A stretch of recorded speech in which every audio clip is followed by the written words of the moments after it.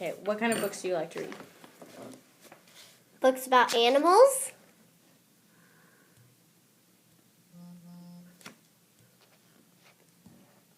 What's it? What? Keep going. Adventure books. And Do you like books with pictures?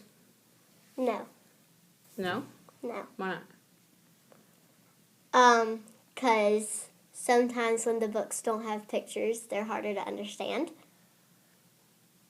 So you like it when they're harder to understand? No.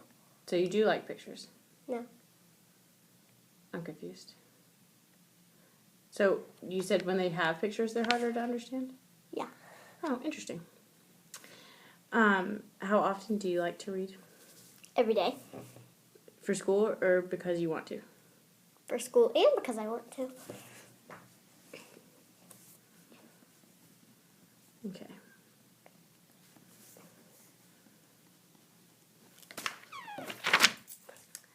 When you're reading and come to something you don't know, what do you do?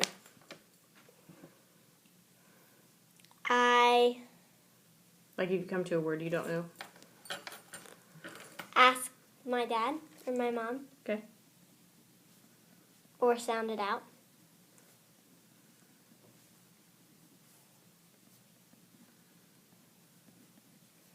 Who is a good reader that you know? Emma Cecil. What makes her a good reader? Is she someone in your class? Yeah. What makes her a good reader? She is a good reader because she understands books very well and can read books very fast. Okay.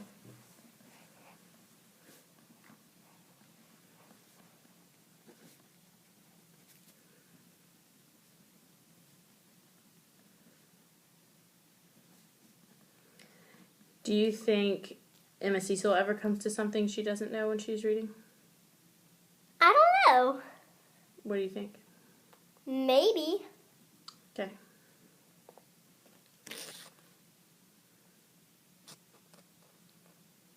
What do you think she does if she comes to something she doesn't know?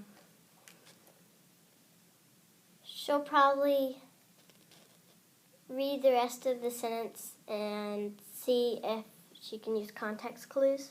Okay.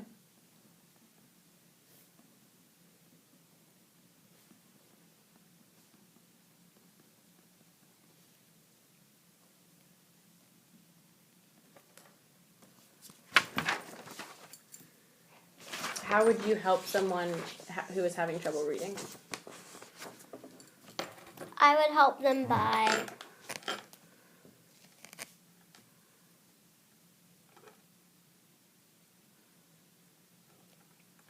Like if you were reading with someone who was not as good of a reader as you and they were having trouble, what would you do to help them?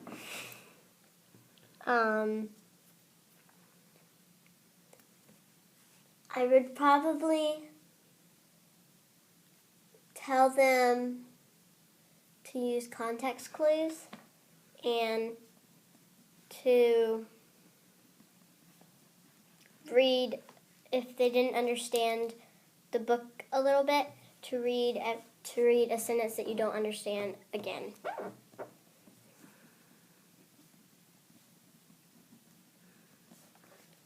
What would your teacher do to help a person who was having trouble reading?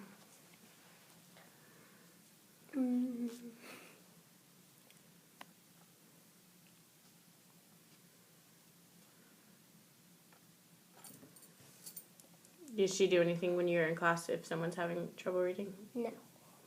She doesn't do anything? No. She just lets them struggle through it? Nobody in my class ever has trouble reading.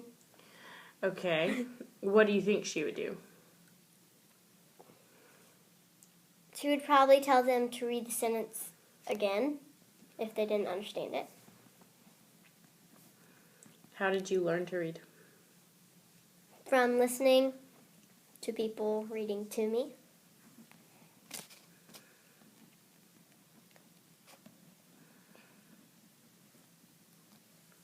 What would you like to do better as a reader?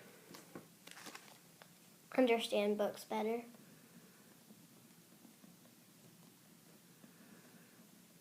Do you think you're a good reader? Yes. Why?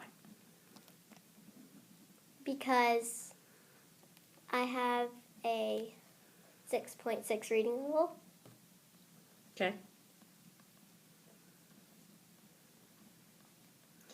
Okay, you're going to read this text for me, okay? Okay. And it's from the book The Giver. And if you come to something that you don't know or you have a question about, just read it as if I'm not here and do whatever you would do in a normal situation if you don't know it. Pretend like I'm not here, okay? And you can start whenever you're ready. It was almost December, and Jonas was beginning to be frightened. No, wrong word, Jonas thought. Frightened meant that deep, sickening feeling of something terrible about to happen. Frightened was the way he had felt a year ago when his unidentified aircraft had overflown the community twice. He had seen it both times.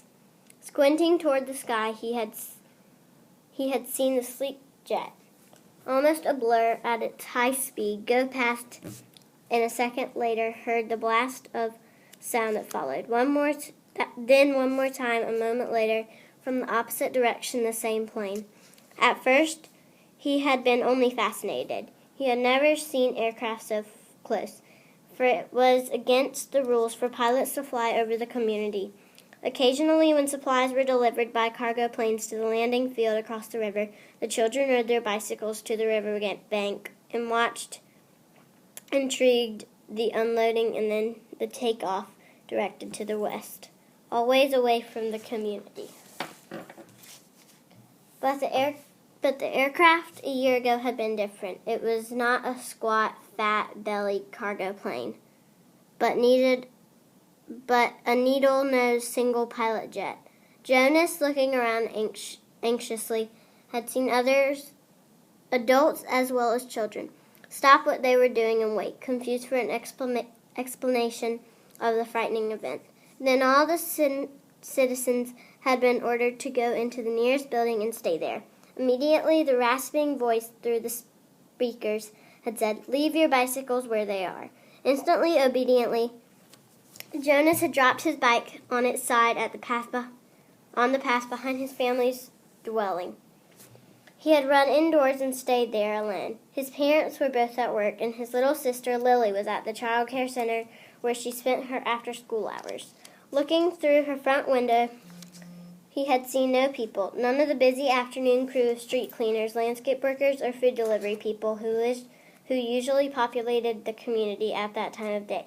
He saw only the abandoned bikes here and there on their sides, and an upturned wheel on one was still revolving slowly. He had been frightened. The sense of his own community silent, waiting had made his stomach churn. He had trembled. But it had been nothing.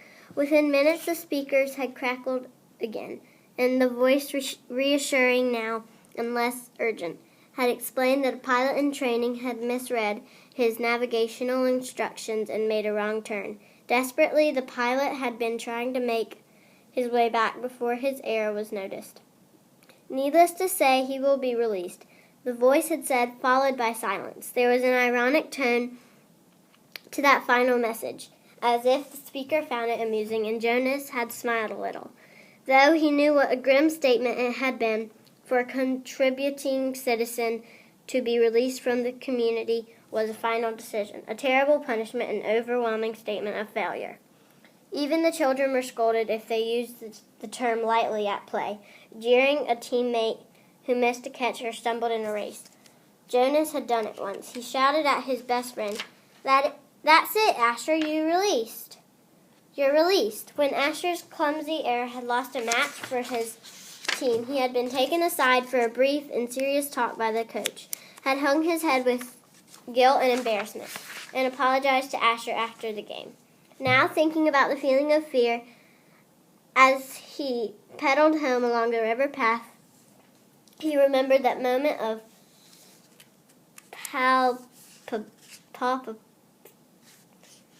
He remembered that the moment of palpable stomach-sinking terror when the aircraft had streaked above.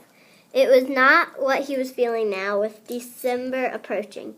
He searched for the right word to describe his own feeling.